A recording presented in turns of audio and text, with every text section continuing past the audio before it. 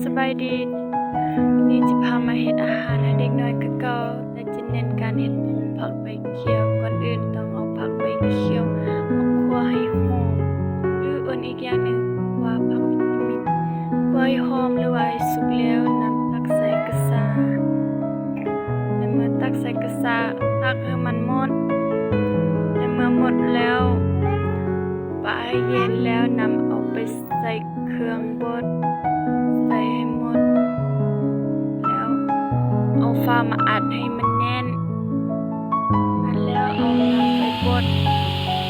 ตั้งเวลา3 นาทีแล้วบดมันแล้วเมื่อหมดแล้วไข่ฟ้าออกแ